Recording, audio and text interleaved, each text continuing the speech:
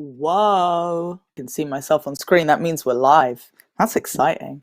Hello, everyone who might be here today.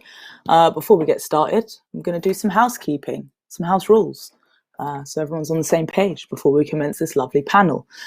Today, we're having a panel discussion. Creating Legacy is the name of it, and it's hosted by gal-dem and YouTube Music. And gal-dem has a zero tolerance policy for harassment or abuse. Any language that breaches in the Q&A or in the chat will mean you're immediately removed from the webinar without warning. So be on your best behavior. Emma Gordon and Hannah Bailey from gal-dem will be your moderators this evening, helping out in the chat with any issues you might have. And please submit your questions for Q&A for the panel. We'll have some time at the end of the chat for audience questions. So please submit your questions in the chat box to your right or to the right of your screen and upvote any of the favorites for us to answer first. So without further ado, we can officially get started and underway. Today, I'm thrilled to be joined by Shanice Carway, Van Way Evans, Tina Farris, and Camille. Here they all are. Perfectly on time. Love that. Lovely waves all around. And the reason why we're all here today is to celebrate just some of the incredible Black women working behind the scenes in the music industry, discussing how they've navigated the space, and more importantly, to consider what else needs to be done to support Black artists and industry professionals creating legacies. I'm Lil C. I'm also called Cheska. I'm a broadcaster and DJ, and I work as an A&R at a record label as well. And I'm from South London, and I'm the host for today. And I'm going to introduce you to each of the panelists who are joining me and who will be doing actually the majority of the talking, because it's about insight and what they have done in their respective careers. So I'll first be introducing Shanice Carway, who is an artist relations manager at YouTube Music, who previously worked at the very prestigious major record label Columbia, starting out as an intern and raised through the ranks to become an integral part of the marketing team. So say hello, everyone, to Shanice. Hey, everyone. So nice. And then next we have Van Way Evans, music PR manager and founder of Louder Than Words, which is a creative agency. Oh, can we hear me? Is it all going all right? It is. Which is a creative agency that works with companies and individuals to bring cultural campaigns to life, working with the likes of Kate, Red Bull, and Global. So that's Van Way. Then next, we are introducing all the way from LA, the wonderful Tina Farris, currently an exec producer for Afropunk, Tina's a bit of a legend, but is producing the Road to Roots Picnic, which is usually an annual live event that is a music event that happens in Philadelphia, but it's currently running as a series on Blackstream Live, which is the Roots Twitch channel. Tina is also a former tour manager who ran her own tour management company, working with the likes of Nicki Minaj, Black Eyed Peas, Jill Scott, Solange, just to name a few. We could keep going, but the name dropping is, there's only so much we can do. I don't want to get people blushing before we even begin. And last, but definitely not least, we have the wonderful Camille, who is a very recent Grammy Award winner. So toot toot, very big congratulations, because that is a massive accolade. And is also a multi-talented singer, songwriter, label owner, boss of her own studio, pretty much has a finger in every pie in the music industry. And that is everyone on our wonderful panel today. So we can get started. It feels weird that I can't see anyone who's watching, because usually when you do a panel, you can see people are there, but I feel like people are there. Hey everyone, how are you doing today?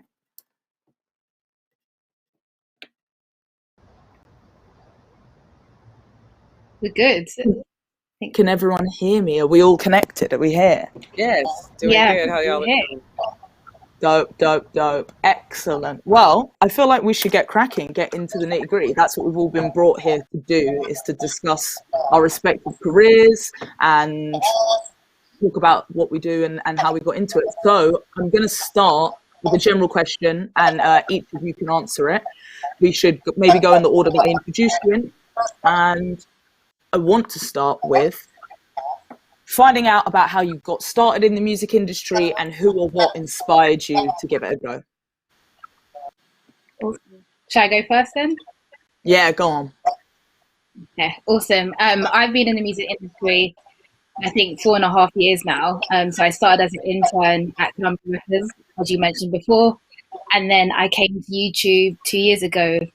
I think it was like last week. So I did an internship, which was great, in the marketing team, which I was able to work on loads of campaigns, including like Rick Ross, George Ezra, which was amazing. And then I came over to YouTube 2 years ago, and that's kind of my story so far. And I love it, and it's really exciting. I'm still trying to do a lot more, so I'm really excited to kind of be on this panel today to learn from the ladies as well. Okay, who's next? I believe it's Mvanwe.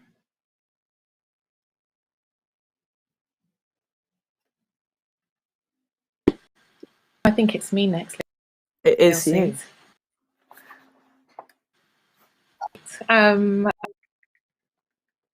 So 2011, I started, well, my first job in music was in the mid-90s, time ago, 40s now, so an old story, but I started a music company called 101, which was run by a legend in music, Cliff White. He's a phenomenal tour manager, artist manager, engineer, producer. It was a company and it had a heavy Black female presence, and I was very inspired by that. And I think for sure that helped in terms of, you know, me feeling that I could just start a company and do it my way and be Black owned, Black led. So yeah, I owe that to Cliff White. And also at that time there was a phenomenal woman, still around obviously, doing amazing things. Her name was Sandra Scott, and she is just also a legend in music, but she really inspired me. She was a head of publicity at Tommy Boy Records at the time, and she's just a goddess. So yeah, those are my main influences. Iconic, love that. Moving on to Tina, tell us, how did you get started out in the industry and what inspired you to give it a go? How y'all doing? Thank you for having me here. Thank you so much. I started off as a school teacher who was just a really big fan of a band called The Roots. I would go and see them perform and like kind of be like the homie in LA when they came through. I was a French teacher in Compton, so I started visiting them on tour. Like I would go fly out to France and hang out. And then one summer they just asked me to stay.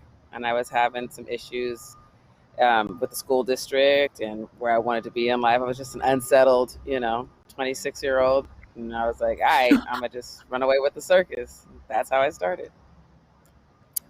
There was no training. The first time I started actually having training, I was well into my second year of touring. Alan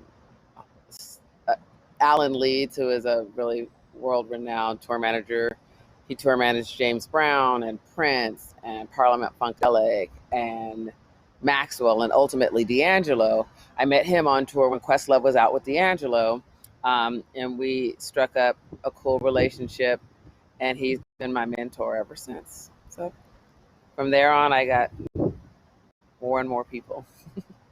That's dope. That's so. Listen, it's a good circus to run away with. Let's put it that way. Camille, tell us. Literally. Iconic. Camille, tell us about the start. Tell us about your roots. Oh, Camille, I can't hear you. I don't know if anyone else is having that. Are you on mute? This is the way of the world. Socially distant. It's like Zoom vibes.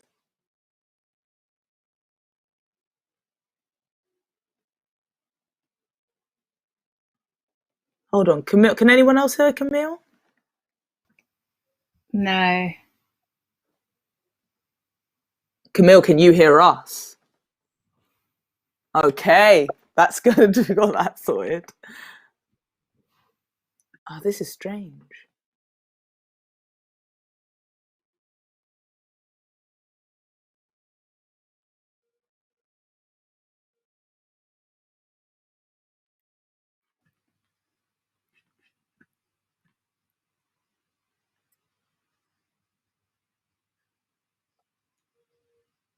All right, we're gonna come back to Camille shortly because I think there are some technical difficulties. But you know what? We're flexible. We stay flexible. We keep it moving. It's all good. So you've all spoken a little bit about what you do and told us what you do in your roles, which are, you know, respectively. There's a lot of forward-facing roles in the music industry, what we see a lot about. But actually, when you're doing a really good job in being behind the scenes, I suppose it's about not being known actually and facilitating others. So maybe you could go around and say a little bit about what you do now and talk about, you know, the roles and ways that you facilitate artists and just to talk a little bit about what you do. Oh, do you want to Shanice? mix it up? Okay, cool. Yeah, let's go with Shanice. Go on. Okay, cool. So my job is managing the relationship between artists and managers and YouTube. So I kind of work behind the scenes in terms of making sure that we know about all releases and making sure that we can amplify artists' campaigns on YouTube and beyond. So it's really amazing because I guess I get to work with artists across the board, and I guess being in lockdown at the moment, it's a lot of virtual calls. So it's just making sure that we're on top of everything. It can be from events to campaigns in terms of from the beginning of the first release to the album or to the mixtape. So my job is kind of making sure that we're on top of everything and managing that relationship in terms of new products on YouTube, because it's always changing and being innovative, which is amazing. So just kind of making sure that the music industry knows that YouTube's here and what we can do to kind of amplify campaigns. Love that. Love that. All right, Muvamwe, tell us. What kind of facilitation do you do in your job? Tell us a little bit about it. Sure. So I'm a publicist, Katia, and general creative. I studied a fine art degree, and I went into documentary filmmaking at the BBC. Very much later on, about 10 years later, I fell into music. And it was just so random. I got a phone call, British Black Music. I got a phone call from a friend who needed, and she was like, listen, she ran a book publishing company, and she was like, one of our main authors, Robert Greene, who was the author of 48 Laws of Power, 50 Cent, and they were putting this book out, and she was like, oh my God, none of us know what to do.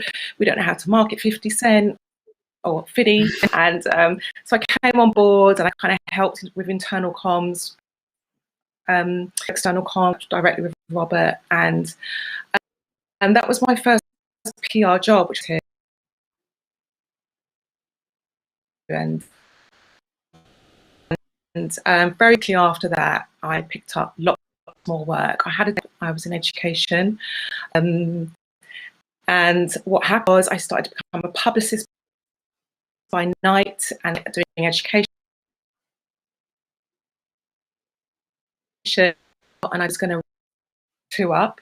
So I did with education and engaging youth, and I picking up PR projects and West African artists as well, and I kind of just married the two and started Louder Than Words, and directly after the 2011 to leave the day job and to start my own agency, which primarily we sort of shifted away from campaign stuff or more into sort of ethical campaigns, engaging UK artists onto campaigns, very purpose-driven, working with foundations and these, giving back to the community, engage young people in the right way. So that's basic innovation behind Louder Than Words. It's fantastic because, I mean, I could never have presumed it at the time, but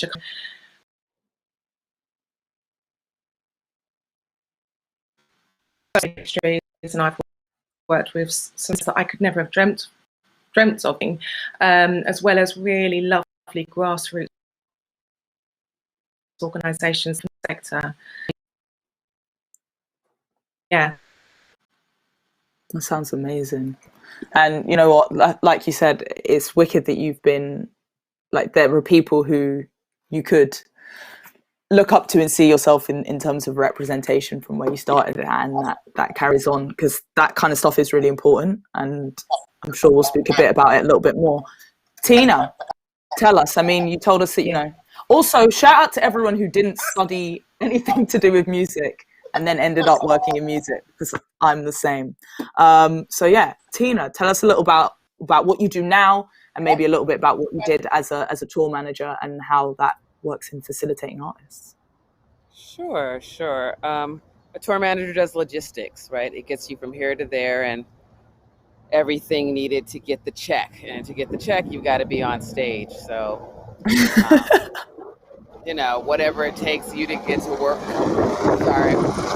All the things needed to get you to work today. You know, you woke up, you ate, you had transportation, you got there. That's what I do for an artist. So it's a completely logistical job, and producing is doing everything to make sure it happens. The final deal is we all want to get paid and, you know, see this thing through. And because I work with the Roots, it's a musical journey all the time. It's music first. They're a band, and so it's dealing with a lot of personalities, almost like group therapy. While I didn't study tour managing, I did have a master's degree in clinical psychology, so it helped to manage family, child systems, etc.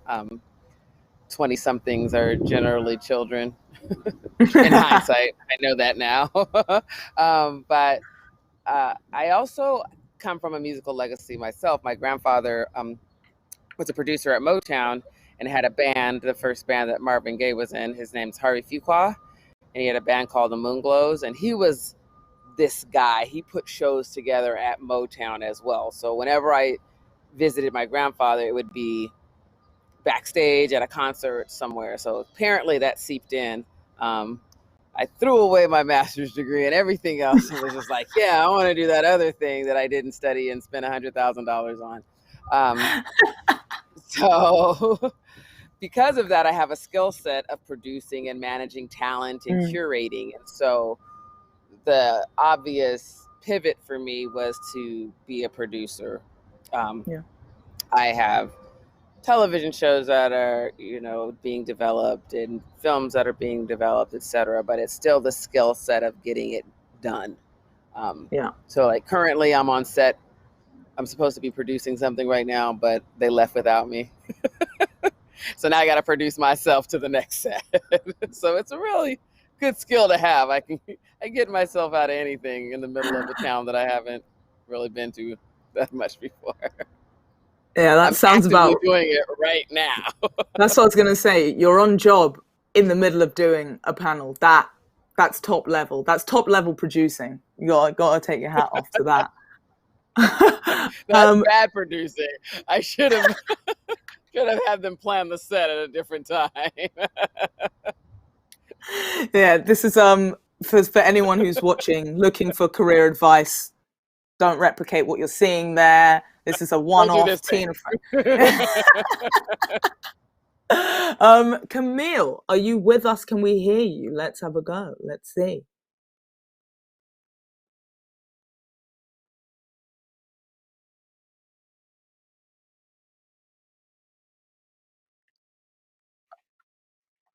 Okay, Camille is not back with us just yet because there is a technical difficulty, but we will come to her later. We'll carry on. We're all here. It's all good. So we've all kind of touched on it, and hearing a little bit about what you've done about your actual jobs is facilitation. It's a massive thing, organization, and just working with people. And I feel like when we speak about music industry, a lot of the forward-facing roles are things that people aspire to do, but they don't necessarily know about all of the roles that are there in other parts of the industry that are really important. And like Tina said, it's about getting things done. And there are a lot of roles that we need people to do, and they should feel inspired to get involved in. And we need more Black women doing those roles, because right now the industry is still a little bit dominated by other demographics. But we're here to talk about legacy. And again, Tina just touched on the idea of legacy in her own family, but I wanted to know what legacy means to each of you and how you're carving out your own legacies in your own way and what you do. So let's go with Mvanwe first. Switch up the order. What does legacy mean to me? I think legacy is playing a massive role in my life and in my scope of work. I'm obsessed with, I think just being a publicist in itself, the motivation behind that was sort of seeing what good news stories I could generate with brown faces. I was just thrilled with that. I came up in a time when, that time in the 70s and the 80s when if there was a black or brown person on TV, we would all run to the living room to watch. It was a spectacle, it was a phenomenon. And even coming up, in my teens and then in my 20s when I started, it was, you were hard pushed to see people, particularly even at the BBC, to see people who are black.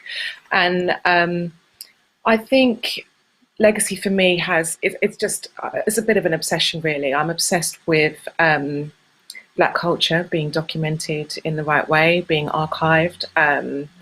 I've worked a lot with the official photographer for the British Black Panthers. I've done a few campaigns with him and a few sort of heritage projects, and that really sort of shone a light onto some of the issues I think we're facing as a community around being able to document our culture. I think we're really lacking in that. I think that other people are documenting our culture and we're not doing it so well. And I think that is, I think going forward, I run a non-profit. Louder Than Words is a non-profit, and we are writing bids all the time to deliver arts programming to young people with musicians. And a lot of that is around archiving and documenting the culture and bringing the next generation up and, supporting Black content makers to do that. I just think it's, if you look back through UK Black music over the last 30 years and how prominent and phenomenal it's been, and then you look at who's archiving it, it's not really there. And I think that's definitely, the last 10 years in terms of grime, there's been a lot more representation, but, all the other genres that exist that have come out of the UK specifically aren't necessarily being covered. So yeah, for me, in this context, it's a major thing. It's a beautiful, beautiful response. I believe Camille's back with us, but we're going to finish this round of questions and then come back to you, Camille. So, Tina, tell us, what does legacy mean to you and how are you carving it out in what you do? To me, legacy can just be a teaching. It can be the words you pass on and you might find yourself saying in a conversation that your grandma told you. You know what I mean? It's something that represents your culture. Something that is a part of you that you lend to somebody else and they keep it pushing, right? So with Tina Ferris Tours, I have brought in a lot of tour managers, mostly Black, mostly women. And my tour managers have gone on to, one is currently the manager of Cardi B, one is the manager of G-Eazy. I'm rest assured I can put somebody out on the road and fall back and, they have my style of tour managing underneath their belt, which is really artist-based, making sure the artist gets to live his best life on stage and doesn't get mired in what is the music industry and what it can do and how daunting it can be, and be able to celebrate their talent, I don't have the balls to go on stage and sing in front of a bunch of people and be judged by everyone. So to me, that's the most amazing thing ever. And it's just an honor and a pleasure to be able to work with artists in that way. So I like to stay in that vein. I don't like to become the, overseer, which is a lot of the times what the tour manager position is, and kicking these Black artists into gear under the auspice of what the music industry tells you you're supposed to do. I'm not with that. So you know what you're getting when you hire me and my staff, because I'm blackety black. And Black people either deal with it or they don't. So I don't mince words. I don't code switch. This is how I talk. So that's my legacy, that it's okay to be unapologetically Black, because why wouldn't you when 65% of music is Black? Like, there isn't anything we need to do, right? Just open our mouths and be there and sing. You can't put it better than that. Wow, that's some that's some truth. I don't get all the jobs now. That don't mean I get all the jobs. That's what it don't mean, but I get it now. Yeah, we're doing all right out here. Shanice, tell us, what does legacy mean to you, and how are you doing it in what you do? Yeah, legacy is really, really important to me. Whilst being at YouTube, we've actually started a new program called the Legacy Series, which embodies Black British culture and everything that it stands for. Because I feel like if I'm in this position to make a change and be able to bring artists in and get their voices amplified, then I'm definitely going to do those things. So last year we had the first project, which is fashion times music. So I feel like Black British fashion and Black British music goes hand in hand. And I feel like I was in a position to be able to kind of make this project happen and bring that legacy in terms of it being an ongoing thing rather than dipping in and out. For example, let's just do things around Black History Month. It's like, no, Black British artists are here all the time. And like Tina said, 65% of popular music is actually Black. So I've kind of made sure that being at YouTube, we kind of make sure we amplify those Black voices and make sure they're heard. And that with the Legacy series, we're able to kind of make sure we're showing up throughout the whole year and not in just moments like Black History Month or another event that the rest of society sees as a celebration of Black culture, for example, Carnival. So that's what legacy means, making sure that we're continuing to amplify these voices throughout the year. So if I can make that small change whilst being at YouTube or in my career, then that's kind of what I see legacy as. That's beautiful. Amen. Camille, are you with us? Oh, you're not with us. I can't hear you. Can you hear us? You can. You can, but we still can't hear you. No. I can see you saying you can't hear me. But I can't hear you. Emma, Hannah. Can you hear me now? Somebody. Now? Yes. Yeah. Woo! There she is. I love it. Right, we're here. Let's do it. In the face of adversity, all you the prevail. questions, all the answers. Go. Just ask me one question. I need to catch up. I can't even deal. For real, for real. Let's go with what we're talking about right now, which is what legacy means to you and how you bring that through and what you do. And then maybe you can tell us what you do as well while you're there. Okay. Well, I started my career as a songwriter in music anyway. I actually used to be a stockbroker. I studied economics and then I walked out of my job. I hated it. And I just got into music through like hustling and like hanging around in studios when I wasn't meant to be there and just basically being really annoying. And I pushed my way in and wrote songs for people. How you do it. Right. That's how you do it. Through that experience, I really noticed there was such a lack of Black women around me that I could see as a role model for myself, especially as a songwriter. Even now as an artist, a Black female artist in this country, in the UK, there's not many. And so I cling on to them with like my dear life. Like probably all the Black female artists, you know, like we text each other all the time because it's about support. So I think one thing I like to do, I guess, in a legacy area is just try and work together as much as I can with other Black female artists in particular. And another thing that I like to do as a producer and a songwriter is make sure that people can see my name credited under things, especially when it comes to production, because there are so few Black female production producers in this country. And so I like when I see girls message me or DM me and be like, wow, Cam, I didn't know you produced that. Like I went on Spotify and saw your name, or I went on this and saw your name. And that is, I think, an amazing way to help leave a legacy for other young Black females to be inspired by.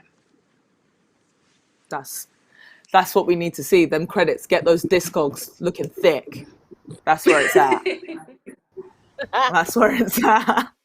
All right, we're all here. This is great. It's a shame we couldn't all be together in a real room, but regardless, it's a pleasure that we all are together and get to have this moment to discuss some things, because it feels like the point of this conversation is about uplifting, and like you just said, Camille, uplifting other people and turning the mindset from, rather than focusing on the negatives and how there are a lack of Black women in the industry, and actually talk about what we can do to bring more people in and to uplift each other for the people who are here and encourage more people. We've all got a foot in the door, and I think we're all kicking it open for others. So I wanted to know, respectively with all of you, when you're working with artists, how do you help create something that has longevity for those artists and facilitation? And whether it's just not just artists, but also maybe other people who you can bring through in what you do. I'll let you just jump in. Someone can just jump in and answer it. Don't worry, we don't need to do a formal thing. I work with only people that are talented. Oh, sorry, I can't hear. No, you go, my son. All right, Tina's in. I'm picking Tina's in. I work with people that I like who are actually talented. Like, I have a legacy in heavily banded, that's not the word, heavily musical musicians, right? Like, we don't have a lot of Pro Tools, we don't have a lot of talk box and tuning, you know what I mean? And I did try that, you know, you got to try that, you got to go do arenas, etc. Because that's where the big money is. And, you know, you see yourself along this journey as like, okay, I got to get bigger and bigger. And now that I've had those experiences, I really like theaters. I really like smaller, intimate spaces. I really like not having to spend all your money on lights and, you know, screens and having 30 trucks and whatnot, when the artist can actually just spend the money on himself and the other people that build his or her sound up, and just keeping that going, not only in International Women's History Month, you know what I mean? Like, we're all here, we know what it is, but what if we had this conversation in May? Fact. What if we had this conversation every other weekend, and it wasn't based on branding and marketing, you know what I'm saying? So, I mean, I know my Vanways because I saw her in, you know, in the UK when I was out on tour, but now I can text her, or now I can slide into her DMs. I just DM'd Camille right now. I'm like, don't forget me, girl. We gonna do something. But it's, you know, we've got to do it. Like, there's 5 of us here, we got to get together and start talking about ways to move this, and we can't wait for other people, you know, because they're not gonna do it. They're going to do it when it's Black History, you know what I'm saying? Or women something, but we don't have the same conversation with men in it because it's not branding related. It's not on market. So we've got to start doing these things with ourselves so that we can bring our own folks in. And anybody can stream. Like, we all got vMix. Like, we can do this. We don't have to wait for YouTube music. I'm not shitting on YouTube. I'm just saying. It's true. It's a valid point to bring up, the fact that we can have these things live outside months, days that are signified, and it's our life. That's our point. We live this all the time. Camille, you had a point. Now we can hear you. Oh, passing the mic. Yes. Let me take Hit the it. mic. Now you hear Hit me. it. No, honestly, I was just going to say that one thing I always like to do, I guess, in the studio when working with artists is like always try and push them to, I guess, create something that's like outside even what they imagine that they could do. Because I find that whenever I work with artists, the record label will have one idea and the artist will have a completely different idea. And then I just feel like I always want an artist to have even more success than they've ever had. And I think when I share number ones with artists, it kind of proves that point that you can do more than you imagine. So I think that's one thing for longevity for an artist's career. I'm just always trying to think, how can you reach the most amount of people? How can you explore even more with your music? And I like to do that in every single session. I don't like wasting anyone's time. I know that if I have a day with an artist, it's probably all I'm going to get for a while. So you have to make the most of it. And I think it's about artists understanding that they're usually just capable of so much more than they ever realize. So that's one thing I like to always try and do. That's beautiful. Does anyone else have anything to say on this topic? I think the only thing I would add is that from my side, I love being able to like see artists from the beginning. So like before they get huge, I love like seeing artists develop and like the first time they upload a video onto their YouTube channel or like when they get their like blue ticks on Instagram. Like I love all those things because it shows that it's like from the beginning to when they're like a superstar. And I loved being able to kind of help them through that journey rather than, for example, a label saying, oh, this is our priority now, you should focus on that. I want to make sure, especially because okay, at the moment, there's so much amazing black music that you need to kind of be there from the beginning or you're just going to miss it. So I think from my side, it's making sure that you're kind of there from the beginning and making sure that you're helping them through step by step with their journey in terms of like helping them on YouTube or with their releases. Yeah, that's true. Longevity starts early doors, or the seeds for it. You need to sow them right. So that's a really beautiful addition. I have another question for you all. And we're talking about legacy. That's what we're here to chat about. But to create it, we also need to have archiving and documentation. And I feel like one of you touched on this briefly earlier. I think it was Mavamwe. But are there any particular women or organizations that you think people should know about who are doing a good job of documenting Black history and shining a light on Black history and archiving it correctly? Mavamwe, this might be one for you to start with.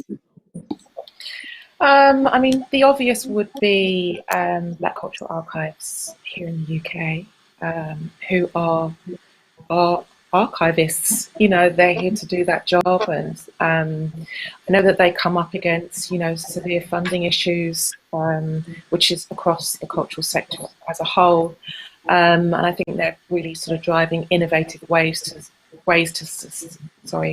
sustain what they're doing. The work they're doing is phenomenal. Obviously, they're based out of Brixton. I've done several exhibitions with those guys, and it's, you know, it's a real hub. It's a real hub for our community. So yeah, Black Cultural Archives is the obvious one. I just think there should be more. There are photographers out there who are doing phenomenally well. And I think there are a lot of photographers who have personal archives that include sort of huge legions of Black culture, and I think we need to look to those photographers, really. I think they're going to be the ones for the next sort of 50 years that will be tapping up and saying, hey, can we get that? Where can we put this? And hopefully they will all be embedded inside the Black Cultural Archives as well. So I hope that answered your question. That does, definitely. Does anyone else want to have any input on that? The idea of places that are doing a good job? I actually feel like, I know this isn't necessarily the type of maybe archiving that you're talking about, but I just do feel like Kanye King, obviously founder of the Mobos, has just been, for me, monumental in my life going through music. The only way that I could look back over the decades and see what Black music was doing in this country was through watching the Mobos. And she's incredible, and I think she's someone for me who I saw as someone really trying to show music on that kind of level. So I definitely would give props to her for sure. Yeah, that's true.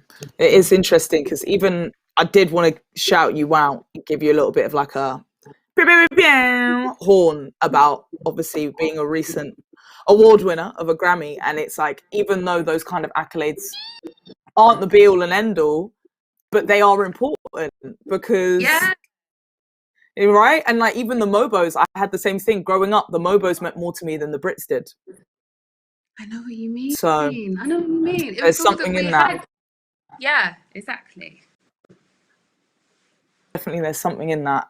Okay, let's move on. But before this is the last one I'll ask to everyone, and then we've got some individual questions. I wanted to know, all around the room, what advice you would give to our audience who may also want to make a difference in the music industry, specifically in the fields that you work in. So let's start with Tina. Can you repeat that question again?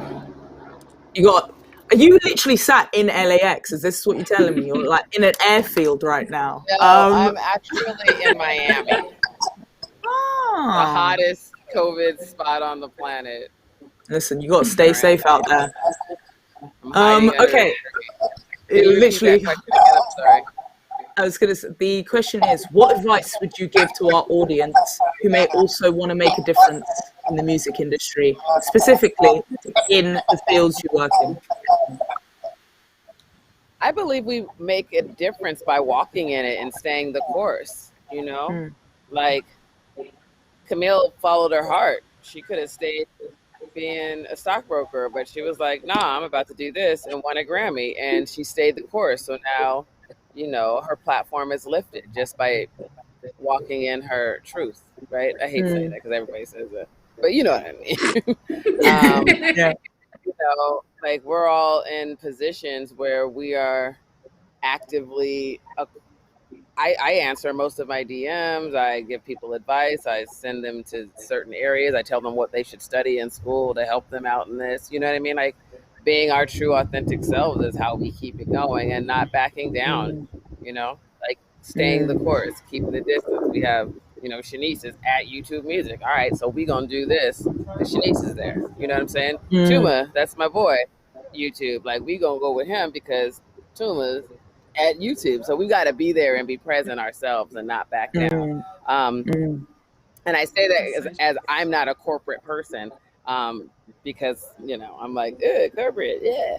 But I appreciate everybody who is, because it helps us be seen, and, you know, those are the people who are in the room that can bring attention to what's missing.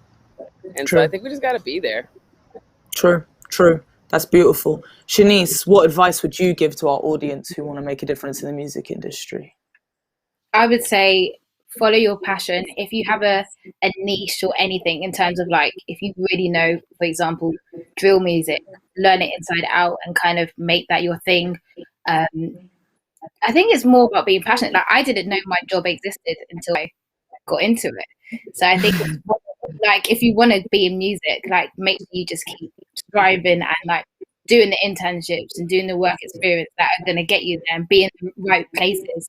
And for example, Tina said she answers her DMs. Like, I think in the world that we're in now, social media is so important. If there's a job you really want to do, reach out to these people so that they can be like, oh, actually, you should talk to this person, or you should do this internship, or have you thought about that? Just so that they know that you're actually serious about it. It's about being passionate as well, because so many people want to do this but might not actually know how to do it. So just kind of making sure that you get all the information about that current role. That's true. Mavamwe, tell us a bit of advice. Yeah, I guess it's just wrapping up what's already been said, really. But I think, you know, careers are really interesting. They feel really formulaic, like they should go a certain way. And what we find is they don't. And it's easy to be, you know, to lose your way and to lose confidence. And I think it's just really important that whatever you choose to do, I think what works for me is I use my intuition a lot. To decide whether something's right for me or, you know, and I think the more you use that gut feeling, the more that it's acute and it starts to grow and become such a major tool in your life anyway. I think careers do reflect your personal world and who you are personally. I've learned so much over the last 10 years of running my own company about, you know, actually the relationships I form in an industry are very similar to those that I form in my personal world, and I realize that there isn't much difference between the two. You know, we talk about talk about them quite secularly, like they're separate, but actually they're the same. You're the same person, you're going to bring the same energy, and I think if you're a better person, you're going to be better at work. You know, I think that's that's major. You know, I think you're bringing in your whole self every day, and we're all flawed, and there's stuff to learn every day. You know, yeah. Yeah, that's beautiful. Bring yourself to it, and it's true. Do it with a bit of kindness and be always willing to learn. You've got to stay a student. That's true. Camille, last but not least, give us some wisdom, give us some advice for our audience. How can they make a difference in the music industry? I feel like the one thing anyone can do on entering this industry is to not be afraid to take an L. I feel like being able to suffer failure is probably one of the greatest tools you can learn, because I think this industry is probably like 90% failure, probably. And maybe it would probably even worse than that. So I think being able to understand that the failure is actually the thing that helps you learn the best, I found anyway, and being able to still keep going through it. And that can be in any area of this industry, not getting the job you wanted, or being in your job. You might be an A&R and seeing someone else have a win and your job might be on the line, or being a songwriter and not getting the cut that you wanted to get, or your song might not do well. It could be anything. It could be you trying to be a photographer and not getting the amount of jobs that you wanted. And I think just being able to keep pushing, because every success story I've heard has had so much failure. So I think, yeah, that's probably the one thing I'd say. Absolutely. Especially as a freelancer, right? You can't Oh, stop. yeah. Like if you're a freelancer and you've chosen to be a freelancer, that means you gotta, you know, you can't be no warrior punk. mode. That's basically what she was saying. Don't be no punk and take them L's and keep it pushing. Yes. That is And also the cheer truth. for yourself. Cheer for yourself. Let people know. I learned about 4 new people today. I didn't know what everybody did. You know what I mean? It's very important that we know what each other does. You know, and now that we have internet, we can do that. Like it's easy, you know, we can do that easier, right? We can use things like gal-dem to amplify it. Maybe gal-dem does a weekly songwriter series or something, or you know what I mean, a profile on somebody every week, and you can do it across the globe, right? Fully. I'm just throwing producer-like ideas out there. Listen. Watch, you're gonna see gal-dem come through with a new feature next week. Let's credit to Tina Farris. I'm telling you. Like, I got these. Let's go.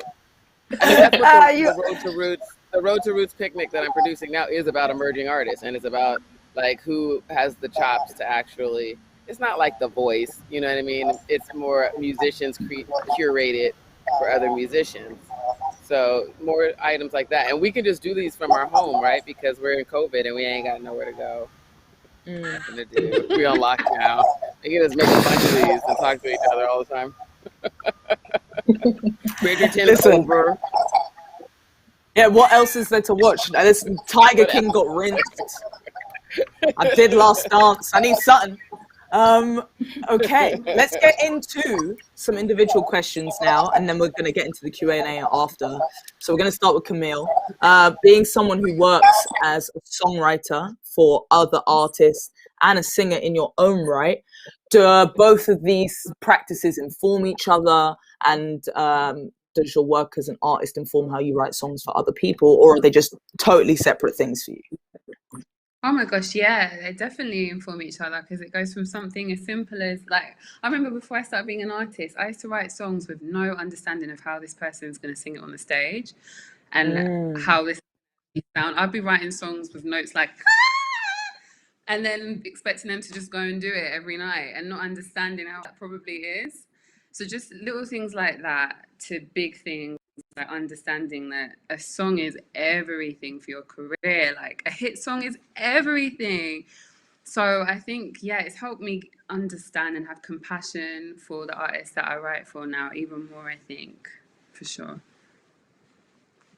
But it's tough, because I think a lot of people think, like I said, that's as it's more of a forward-facing kind of profession. People see that a lot and are like, yeah, because you see it a lot and they don't understand how demanding it is an artist, and there's a lot of pressures that the whole point is that people aren't supposed to see that, and because there's everyone else like us working on the job to make it nice and slick, it's that people don't necessarily see all of the hard work that goes into it. So thank you for sharing that insight. People need to cut some respect. All the trolls, go home. Send them home. Actually, they're obviously clearly at home. That's why they're trolling. Maybe they should go out. Anyway, Vanwe, in an age where artists can use social media to tell their stories, what is the role of a PR now, and what does effective storytelling look like?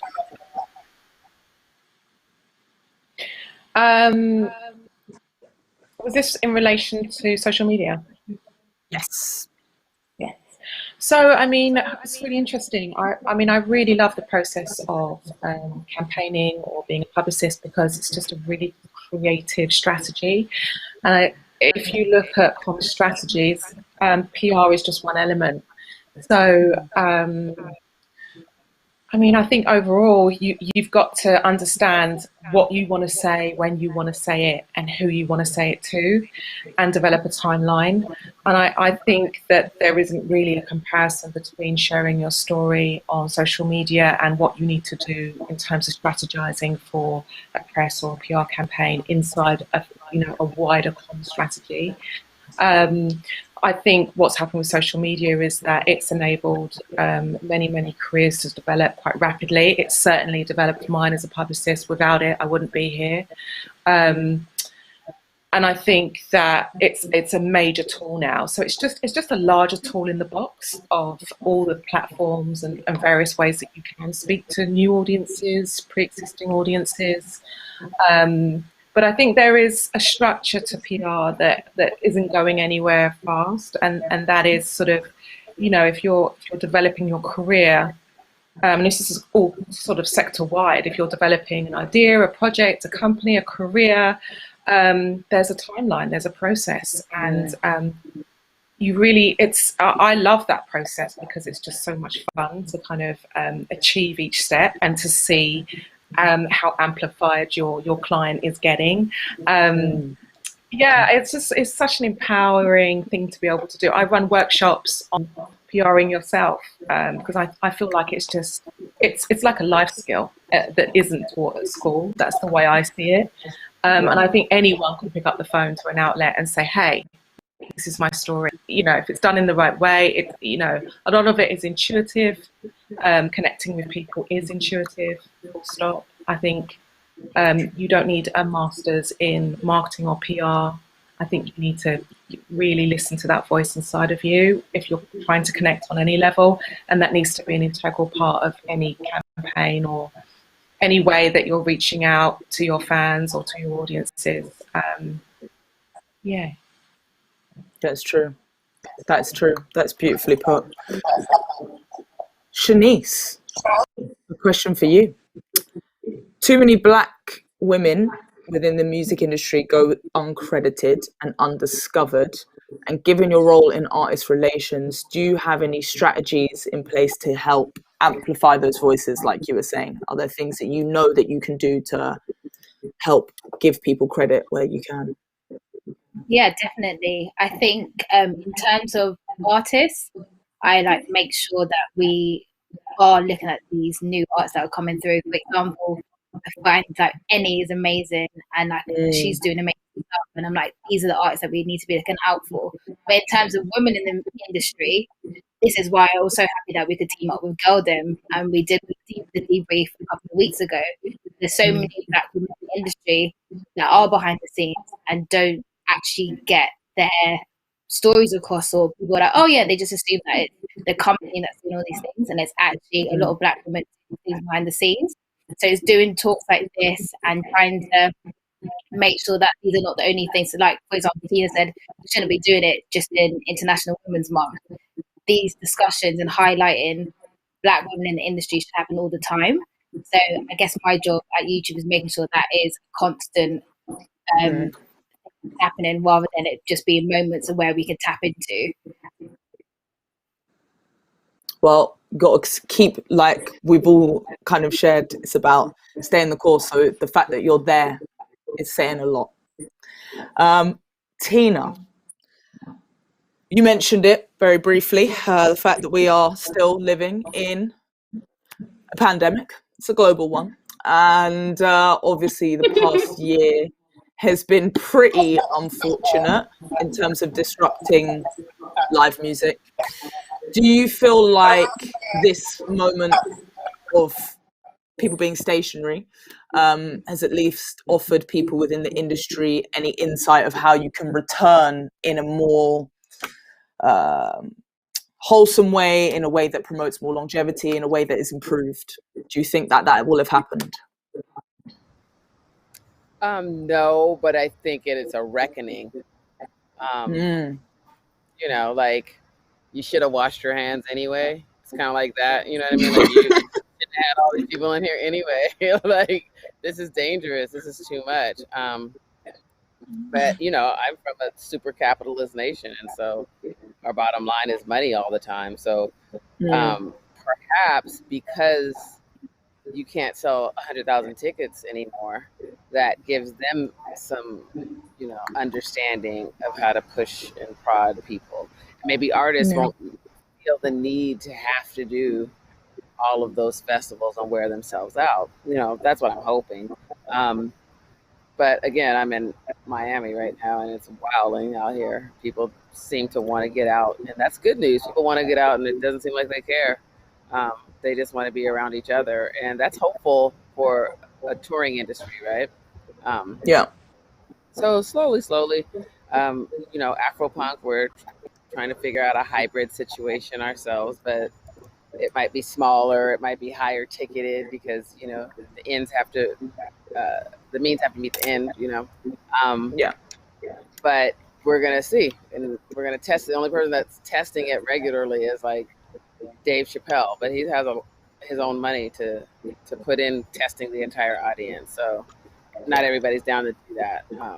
So you can't figure it out unless you're out there doing it, though, you know? So we're out here trying to figure it out the safest way possible, where we don't look absolutely crazy. You know,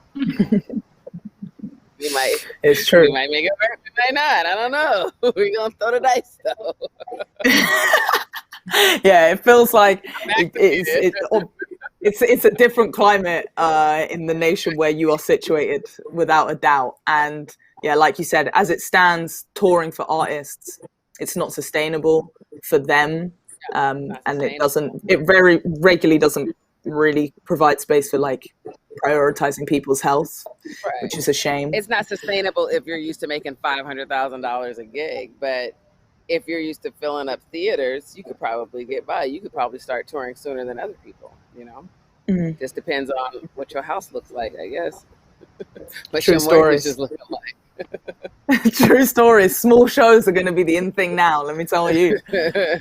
Right.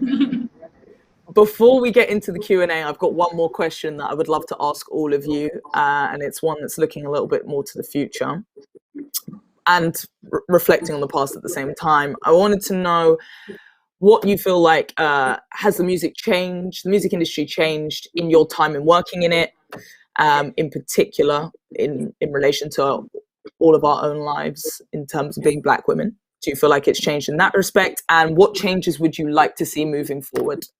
Let's start with Shanice. I think since I've been in the music industry, it's changed quite a bit. I feel like with Black music being so prominent, there's been a lot more changes. I still don't think we're close enough to what it should be.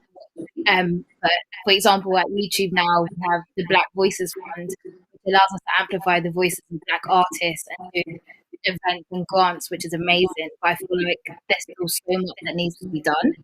And I think we're getting there slowly but surely. But I think it's not going to be anytime soon. And I think all of us as a collective need to kind of continue to push the narrative forward and make sure that it's not something that happens in the moment and then we just leave it. I feel like it's changed, but I still feel like there's so much more to do. Yeah.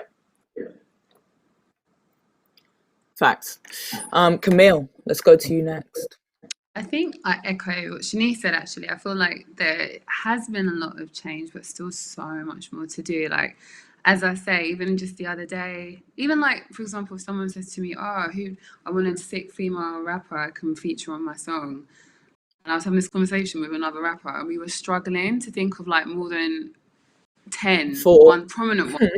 It's probably even, do you see what I'm trying to say? Like that, I think there's a lot more work to do on certain playlists that I listen to. I won't mention any names or anything, and it's not even a negative thing. It's just a lot of the playlists are full of men, and I'm like, where are all the black female artists on these playlists? Like, there's just hardly any. As much as I love what the guys are doing, I just think some more balance is still needed. So I think that's where it can change, and I'm looking to see a lot of that, more of that happen soon anyway.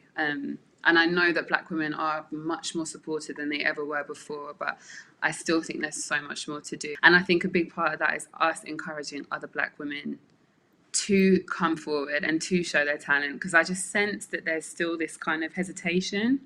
I sense it with artists that I speak to and producers, black female producers. I know so many of them, and I'm always messaging them and telling them, do this, or just go on YouTube and download this link and get this on Logic. And I'm always trying to, because it's not hard. You can actually learn how to do it yourself, like I did, but it just needs some encouragement. So things like that. If we supported black men as much as black women as much as we support black men, we would be on fire.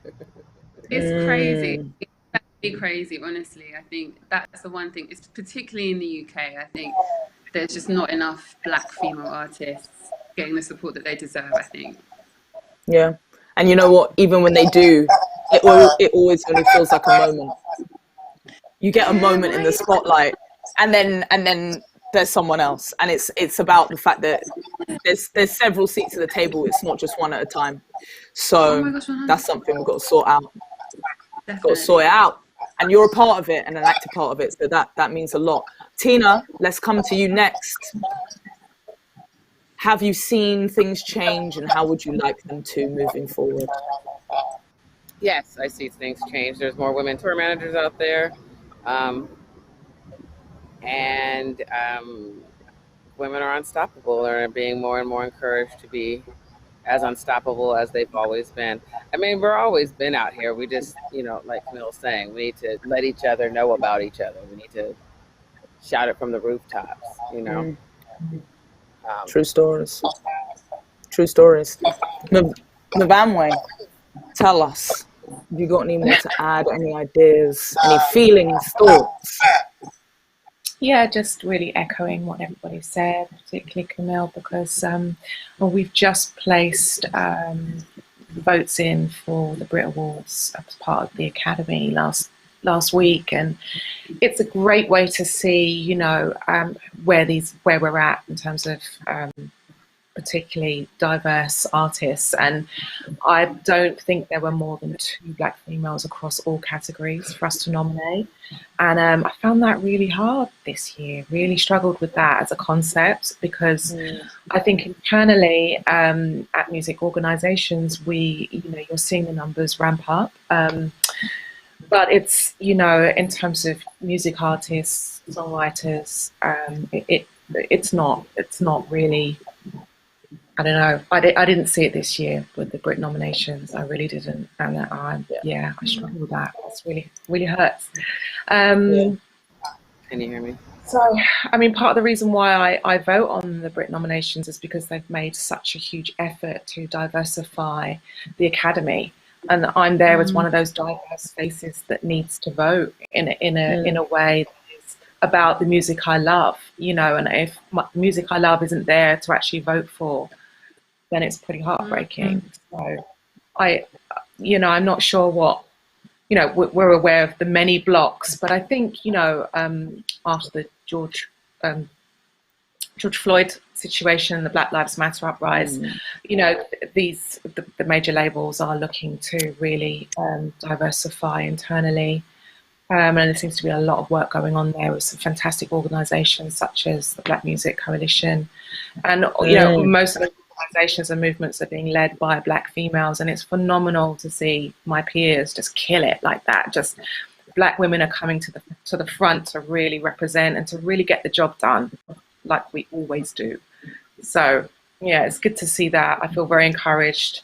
But it is us at the forefront. It is us. We're all over it. Facts. We're all over Always. We're the brave. We always get the job done. We're all producers at the end of the day. Right. That was beautiful. That was a beautiful, beautiful thing to say, Mavamwe. Truly, like, I feel very touched because it is disappointing.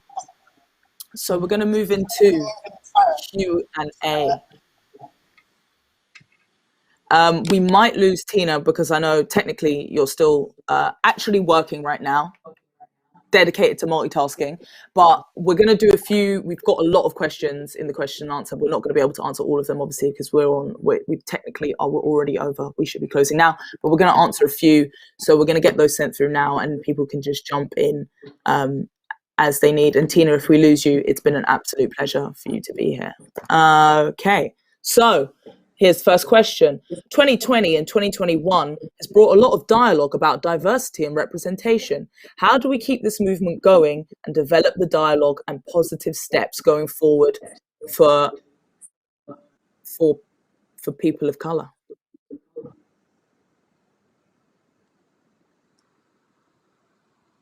Who wants to answer that first? I literally thought everyone froze then. I was like, Everyone's like, what are we saying? I can go. You know what? Yeah, go, Shanice. You go, babe. No, I was just going to basically say, just make sure at your companies that you're holding them accountable for these changes.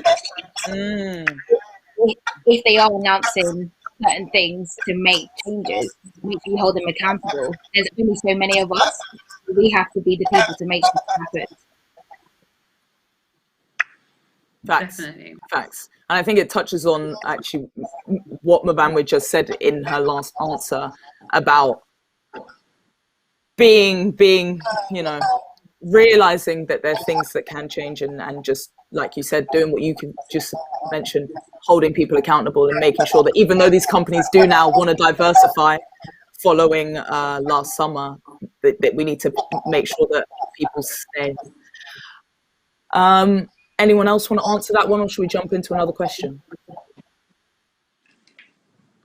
Oh, we've got one for Camille. Okay.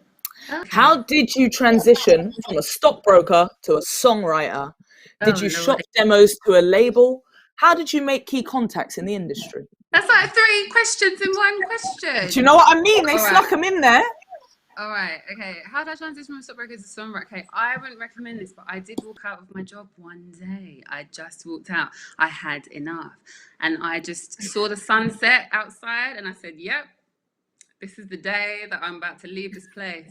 But I definitely knew that if I was going to do that, my parents would be literally waiting for me at home to be like, what are you doing with your life? And I had that fear from my parents, which made me so determined to prove them wrong, because obviously they were like, you're walking out of this job to go and be in music, like, are you serious? So I had to kind of show them, look, do you know what, I'm going to fight and make sure this works for me. So it gave me that power and that determination to do it. I did shop demos to labels. I definitely did. I teamed up with management though, and I think management are essential as a songwriter. You're not at the point of having management now. I think it's something to work towards and know that it's an essential part of your career as a songwriter, because they help you then get into a position of being able to sign with a publisher who will then help you even more. So I won't go too deep into that, but I did shop demos. I was really annoying. I used to even like stalk A&R people. I would look on CD covers and see who was responsible for this song, and I would email them with no response. Like, I am definitely that person who like people. How did you make key contacts in the industry? I just stalked people, really. I'd message them on Instagram, a lot of them. I would send weird demos of me going to random people on Instagram. I would, and I still do it now. But I just think it's important to just be brave and just get yourself out there. If you're going to try and get into this industry and sit meekly like this, it's just not going to happen. You have to really be brave and be able to just embarrass yourself sometimes for what you believe in, basically. Facts. And I feel like definitely talking about publishing is something that maybe you just do an Insta live to go into it, because I know you actually have your own publishing situation, and it's something that people don't know a lot about, but there are a lot of careers in it, and it's a very important part of the industry. We've got another question. How do we reduce the gender pay gap in the industry when there's so much discomfort around discussing salaries? True stories, especially when as a Black woman, we have to work twice as hard to level up in our career. Oof, child. Who wants to go in with that?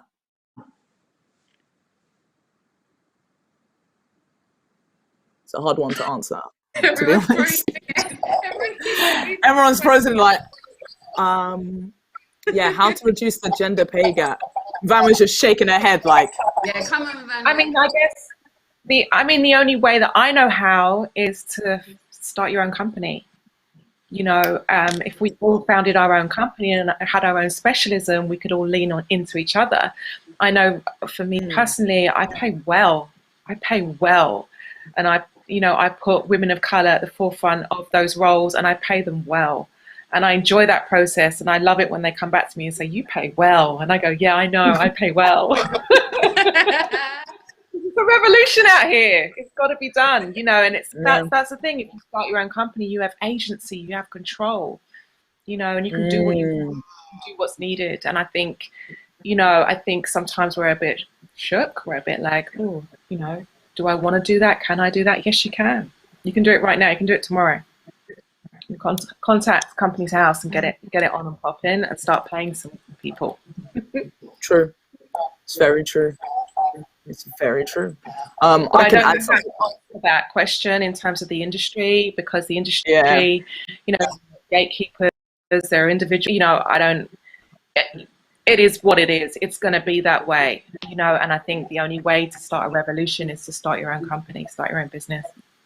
It's true. It's the most empowering thing you can do. I feel like I can give some insight on this one because I work for a company, and for me, raising the conversation of actually using the fact that if you are part of a minority, and knowing in companies where they know that they need to have diversity, using that in itself and addressing it directly, not being afraid to address the fact that if companies want brown people and Black people and people of color in their doors, then they need to make sure that they're paying them exactly the same as anyone else in the same role, and feeling okay to be assertive rather than feeling like you're going to be penalized for being assertive. So that's something that I would say is a helpful thing. I don't know if anyone else wants to comment on that. I feel like, do you know what? One thing, the way I tackle these kind of things, just as a Black person, let alone a Black female, is like, I'm just used to having to work extra hard. Like, it's just what I'm used to. But instead of seeing it as a negative, I just see it as something that drives me. I know I have to be excellent. My parents were this way. They taught me that anything I did, I'd have to excel. That's just what it was. And I think sometimes as people of color, I think sometimes we need to use that, as sad as it is, to our benefit and allow that to drive us, because that's all I've done. And I knew I had to work twice as hard. I knew it, just in whatever I did. And here I am. And I feel like I'm still going to have to work twice as hard. But I'm not going to allow something that always brings me down. I'm just going to use it to motivate me. So sometimes, until there is change, I think we just need to apply more of that mentality to what we do, I think. Yeah, that's very true. It's the grind is the grind, and it is the way that is. All right, I think we've got time for one more question before we're going to have to wrap tonight. Do you have any tips to manage the stigma that Black women face in this industry and how you combat it? Setting people straight. Oh, this is confusing. Setting people straight / your worth without the angry Black girl narrative. Oof, tough question. So I don't know if anyone wants to jump in with that. How do you not let stigma of, you know, how do you combat stigma? I think you need to be yourself.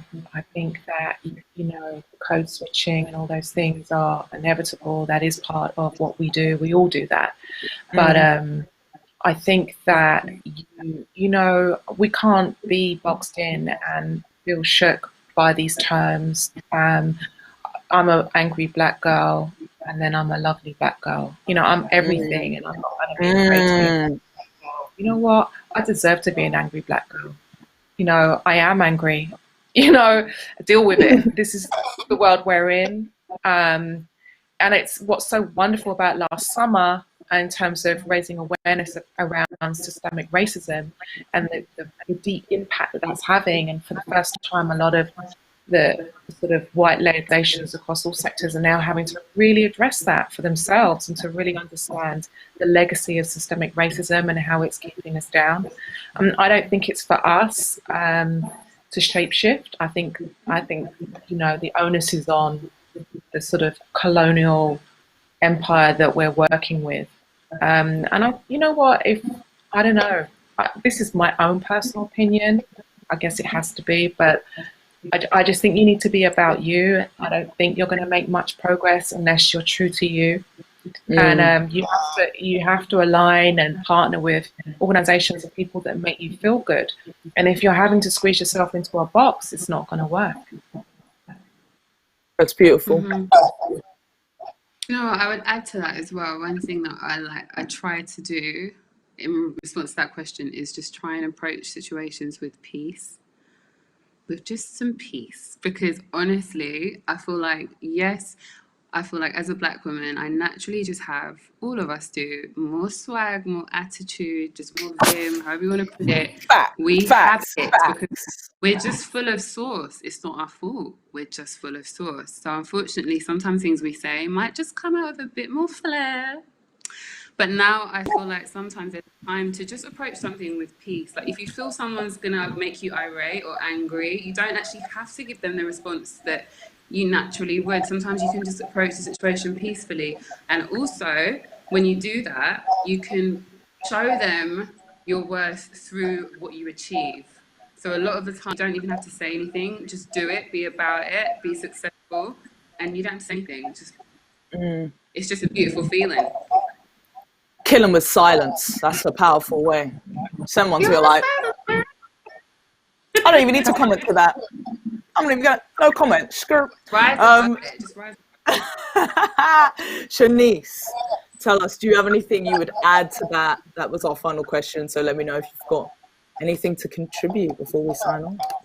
No, I think these guys said it perfectly. And I think it's also just knowing that those stigmas are about. So like Camille said, just making sure you approach them in the correct way and taking your time. Because sometimes you just feel, oh my God, I just want to type this angry email. And like, actually, no, take a second and then reply after when you calm down. Those stigmas are always going to be there. They're always going to be in the back of your mind. As much as you don't think they will be, they always are. Just the way that society's made us think like that, which is sad, but we just have to kind of make sure that we deal with it in the right way. Word. Heads high and know your worth. Yeah. True story. That's it. That's it. That's it. Well, that was the last question. So that means officially this panel is coming to a close. So before we go, a massive thank you to Camille. Shout out to your mic for giving us a little moment of technical difficulties, but you overcame the adversity. We love it. Shout out to Shanice for one, being on the panel, but also being part of making this happen. Shout out to Mvanwe for being here, for holding it down on the Brits panel, for holding it down, running her own business. This is what we love to see. And shout out to Tina, who was such a boss that she had to go back to work and couldn't even finish the panel. Tina. Levels, that's where it's at. Also, we'd like to say thank you to Interpreting Signs for supplying us with the sign language interpreter today. And a massive thank you to both gal-dem and YouTube Music for collaborating to create a platform for us to have this conversation. And hopefully they will continue this outside of just the month of International Women's Month. And that we will continue to celebrate and uplift the voices of Black women every single day. And most importantly, thank you so much to Lucy. Thank you so much. Donna. Interview. Donna. No. ever. Listen, Camille, I'm waiting. We're going to have a moment. It'll be on MTV. It's going to be great. But we also need to say thank you to anyone who spent the time to be here with us tonight. So big up to all the audience members. Big up to everyone. Remember to stay safe, behave, treat yourself, know your worth. And we're done for tonight. So thank you to everyone. Big up yourselves. Can't wait to see you guys in real life.